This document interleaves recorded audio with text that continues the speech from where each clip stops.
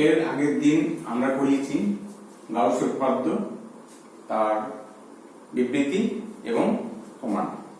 আজকে আমরা করাবো গাউসের উপপাদ্যের প্রয়োগ। দুটো প্রয়োগ আছে। প্রথম প্রয়োগটা হলো সুষমভাবে আহিত দীর্ঘ ঋজু পরিবাহীর কোন বিন্দুতে তড়িৎ প্রাবল্য নির্ণয়। এক্ষেত্রে এবি একটি সুষমভাবে আহিত দীর্ঘ ঋজু পরিবাহী। এবি পরিবাহীর প্রতি একক দৈর্ঘ্যের আধান ল্যামডা হলে এবি পরিবাহীর মোট আধান কিউ সমান হবে ল্যামডা ইনটু এল। কারণ এবি পরিবাহীর দৈর্ঘ্য কত? এবি পরিবাহীর দৈর্ঘ্য হচ্ছে এল। একক দৈর্ঘ্যের আধান যদি ল্যামডা হয় তাহলে মোট আধান হবে কিউ সমান ল্যামডা এল। এখন এবি এই পরিবাহী থেকে স্মলার দূরে পি বিন্দুতে তড়িৎ প্রাবল্য নির্ণয় করতে হবে। এই জন্য কি করা হয়েছে? এবি পরিবাহীকে অক্ষ করে আর ব্যাসার্ধের এবং এল দৈর্ঘ্যের একটি চোঙাকৃতি তল আমরা কল্পনা করেছি। এই চোঙের তলটা এক্ষেত্রে গাউসীয় তল হিসেবে কাজ করবে। দেখা যাচ্ছে যে এই ক্ষেত্রে তড়িৎ প্রাবল্য চোঙের ব্যাসার্ধ বরাবর বাইরের দিকে ক্রিয়া করছে। চোঙের ব্যাসার্ধ হচ্ছে আর, তাহলে চোঙের বক্ষতলের ক্ষেত্রফল কত? বক্ষতলের ক্ষেত্রফল হবে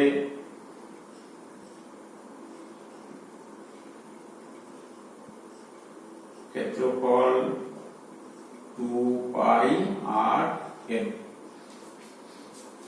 এক্ষেত্রে তড়িৎ ফ্লাক্স শুধুমাত্র চোঙের বক্ষতলের মধ্য দিয়ে অতিক্রম করবে, গোলীয় তলের মধ্য দিয়ে কোনো তড়িৎ ফ্লাক্স থাকবে না। তার কারণ হচ্ছে দুই গোলীয় তলের ক্ষেত্রে তড়িৎ প্রাবল্য ই এবং ক্ষেত্র ভেক্টর ডিএস এদের মাঝে কোণটা হচ্ছে 90 ডিগ্রি। ই এবং ডিএস এর মধ্যবর্তী কোণ যদি 90 ডিগ্রি হয় তাহলে ই ডট ডিএস এর ভ্যালুটা 0 হয়ে যাবে। তাহলে সেক্ষেত্রে কোনো ফ্লাক্স থাকবে না। তাহলে তড়িৎ ফ্লাক্সটা কেবলমাত্র বক্ষতলের মধ্য দিয়ে অতিক্রম করবে। মোট ফ্লাক্স কত হবে? অতএব এক্ষেত্রে মোট flux equals to integration over the closed surface S E dot ds, এটা আমরা জানি, সমান integration over the closed surface S E dot ds, এটা হচ্ছে E ds cos theta, theta value 0 degree, cos 0 degree, cos 0 value 1, E বেরিয়ে এলো, integration over the close surface S ds, ds মানে এক্ষেত্রে বক্ষতলের ক্ষেত্রফল যেটা সেটা হচ্ছে 2 পাই r l সমান E ইনটু 2 পাই r l। এটা হচ্ছে মোট ফ্লাক্স। এবার গাউসের উপপাদ্য অনুসারে আমরা জানি যে কোন তলের মধ্য দিয়ে অতিক্রান্ত মোট যে তড়িৎ ফ্লাক্স সেটা হচ্ছে সেই তলের অভ্যন্তরে মোট আধানের 1/ε0 গুণ হয়। তাহলে কি লিখব? গাউসের উপপাদ্য অনুসারে এখন আমরা লিখব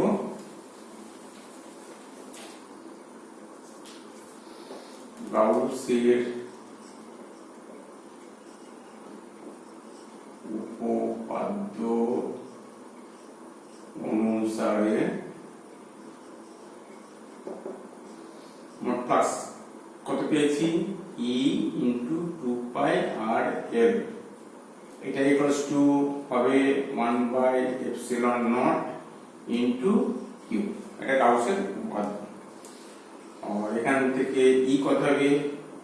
E সমান হবে 1/2 pi ε0 into Q by R L. Q এর মানটা বসিয়ে দেবো, 1/2 pi epsilon naught into Q, Q কত ছিল lambda into L by R L, একটা এল কেটে কত হলো 1/2 pi epsilon naught into lambda by R. উপর নিচে আমরা 2 দিয়ে গুণ করব, তাহলে এটা দাঁড়াবে কত 1/4 pi epsilon naught into 2 lambda by R. এটা হচ্ছে তড়িৎ প্রাবল্য। সুষমভাবে আহিত দীর্ঘ ঋজু পরিবাহী হচ্ছে এবি, সেখান থেকে আর দূরে পি বিন্দুতে তড়িৎ প্রাবল্য ই হলে ই সমান হবে 1/4 pi epsilon naught into 2 lambda by R. এটা গেল। এরপর আমরা আসবো পাতলা গোলীয় খোলক, তার কোন বিন্দুতে প্রাবল্য কত হবে সেটা আমরা বের করব।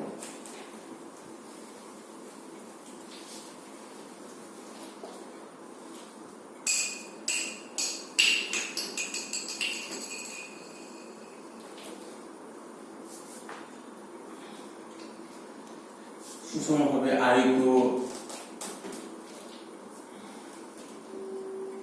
পাতলা গোলীয়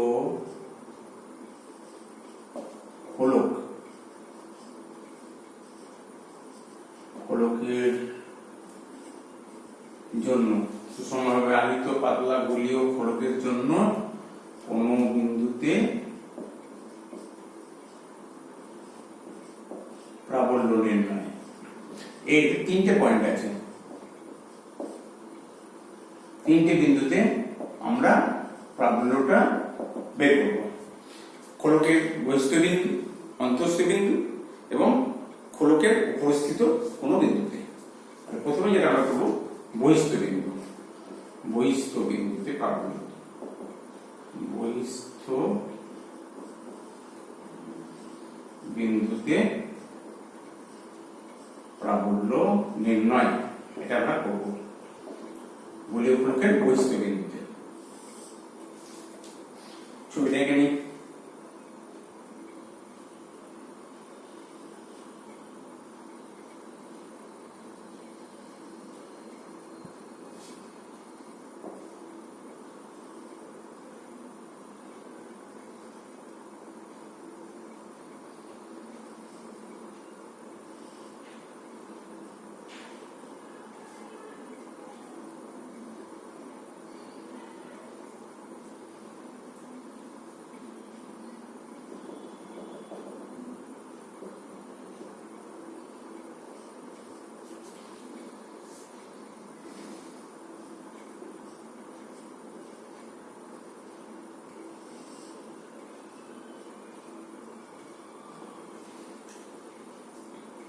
ধরা যাক আর ব্যাসার্ধের পাতলা গোলীয় খোলকের কেন্দ্র হচ্ছে ও, অর্থাৎ এটা হচ্ছে গোলীয় খোলক যার কেন্দ্র হচ্ছে ও এবং ব্যাসার্ধ হচ্ছে ক্যাপিটাল আর। এই গোলীয় খোলকটিকে sigma coulomb per metre square ত্রৈমাত্রিক ঘনত্বের আধানে আহিত করা হবে। Sigma coulomb per metre square ত্রৈমাত্রিক ঘনত্বের আধানে আহিত করা হলো। অর্থাৎ এই গোলীয় খোলকের আধানের ত্রৈমাত্রিক ঘনত্ব হচ্ছে sigma coulomb per metre square. খোলকটির ক্ষেত্রফল কত? ক্ষেত্রফল হচ্ছে 4 পাই ক্যাপিটাল আর স্কয়ার। অতএব গোলীয় খোলকের মোট আধান কত হবে? গোলীয় খোলকের মোট আধান কিউ সমান sigma into 4 pi capital R square, এত কুলম্ব। কিউ সমান হবে sigma into 4 pi R square. এবার আমরা কি করব? গোলীয় খোলকের কেন্দ্র ও থেকে স্মল আর দূরে একটা বিন্দু পি নেওয়া হয়েছে। পি বিন্দুতে তড়িৎ প্রাবল্য নির্ণয় করব। তড়িৎ প্রাবল্য নির্ণয় করার জন্য কি করা হয়েছে, ও বিন্দুকে কেন্দ্র করে স্মলার ব্যাসার্ধের একটা গোলীয় তল আমরা কল্পনা করেছি, যেটাকে ডটেড লাইন দ্বারা দেখানো হয়েছে।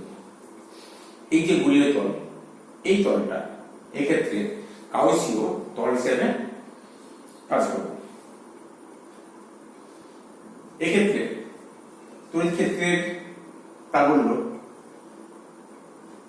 এই গাউসীয় তলের মধ্য দিয়ে বাইরের দিকে কাজ করবে। এক্ষেত্রে গাউসীয় তলের মধ্য দিয়ে অতিক্রান্ত মোট তড়িৎ ফ্লাক্স কত হবে সেটা আমরা বের করব। মোট তড়িৎ ফ্লাক্স, অতিক্রান্ত মোট যে তড়িৎ flux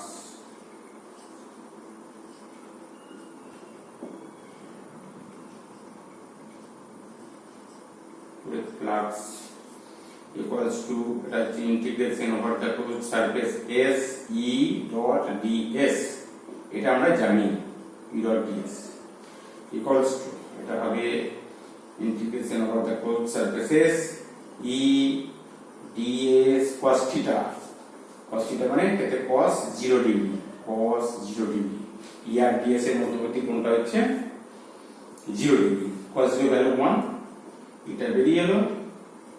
integration over the closed surface S ds, ds এর ভ্যালু কত, ds এর ভ্যালু হচ্ছে 4 পাই r স্কয়ার, কারণ এই গাউসীয় তলের ক্ষেত্রফল হচ্ছে 4 pi r square, E into 4 pi r square.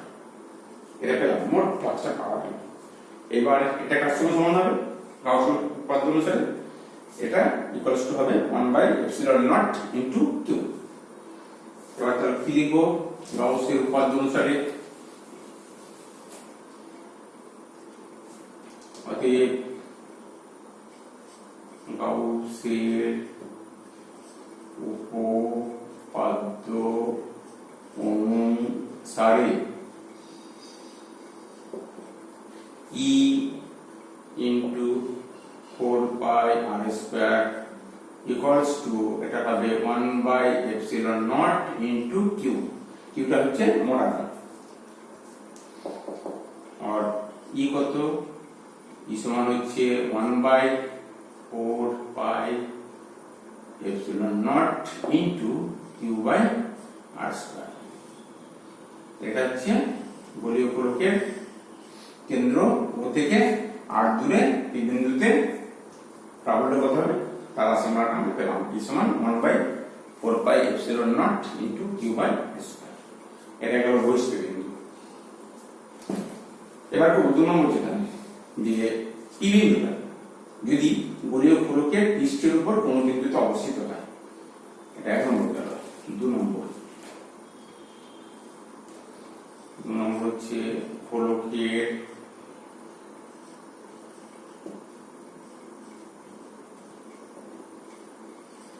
পৃষ্ঠের উপর অবস্থিত কোন বিন্দুতে, পৃষ্ঠের উপর অবস্থিত কোন বিন্দুতে আমরা প্রাবল্য বের করব। এখন পি বিন্দুটা, এই পি বিন্দুটা যদি এই গোলীয় গোলকের পৃষ্ঠের উপর অবস্থিত হয়, অর্থাৎ পি বিন্দুটা যদি এখানে চলে আসে, তাহলে কি হবে, স্মল আরটা ক্যাপিটাল আর এর সঙ্গে সমান হবে। তাহলে পি বিন্দুটি গোলকের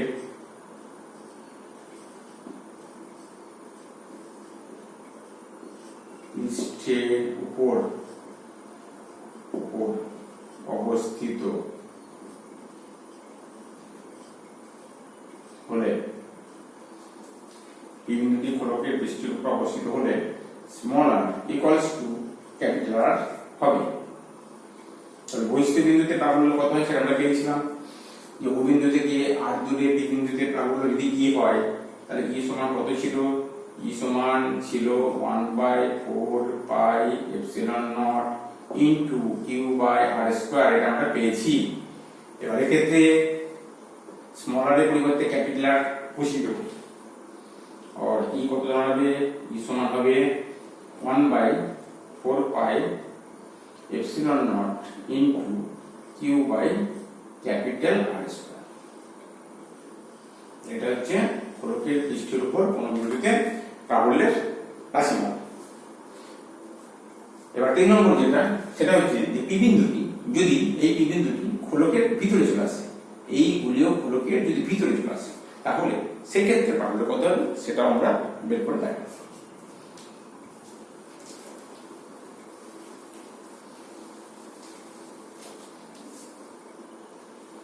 তিন নম্বর পয়েন্ট হচ্ছে অন্তঃস্থ বিন্দুতে, অন্তঃস্থ বিন্দুতে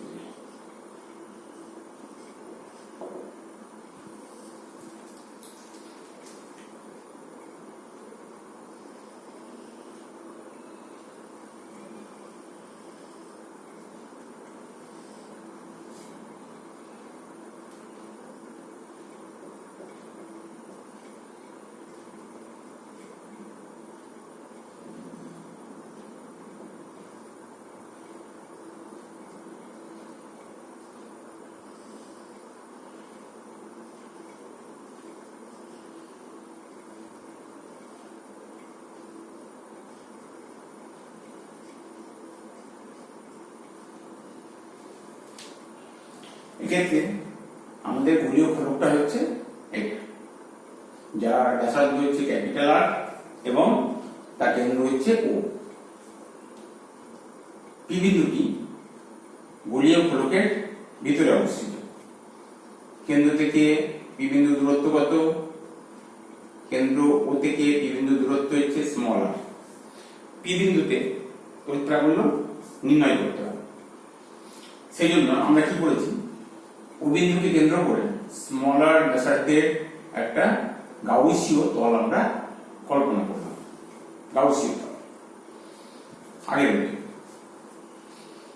এবার পি বিন্দুটি দেখা যাচ্ছে গোলীয় গোলকের ভিতরে অবস্থিত। তাহলে গাউসীয় তলের মধ্য দিয়ে অতিক্রান্ত মোট ফ্লাক্স কত হবে সেটা আমরা বের করব। গাউসীয় তলের মধ্য দিয়ে অতিক্রান্ত তড়িৎ ফ্লাক্স, তড়িৎ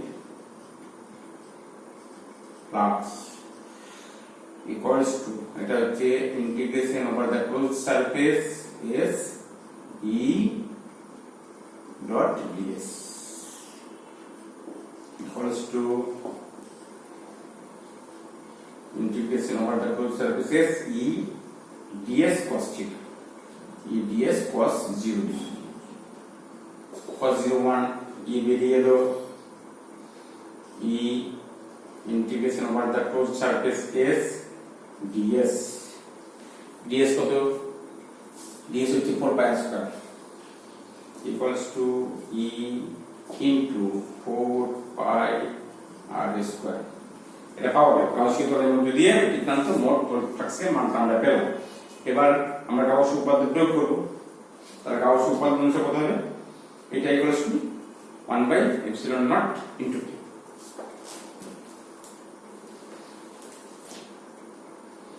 এখন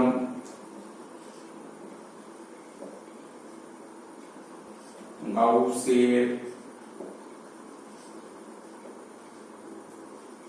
উপপাদ্য অনুসারে E into 4 pi r square equals to, এটা লাগবে 1 by epsilon naught into q equals to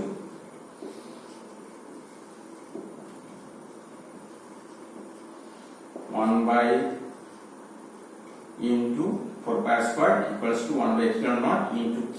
q এর পরিবর্তে ভ্যালুটা হবে 0। কেন 0? তার কারণ হচ্ছে গোলীয় পরিবাহীর ভিতরে কোনো আধান থাকে না। আহিত পরিবাহীর আধান সর্বদা বাইরের পৃষ্ঠে অবস্থান করে, এটা আমরা জানি। যেহেতু পি বিন্দুটি গোলীয় গোলকটার ভিতরে অবস্থিত, সুতরাং পি বিন্দুতে কোনো আধান নেই, সেই জন্য আমরা q এর জায়গায় 0 বসাবো। और E into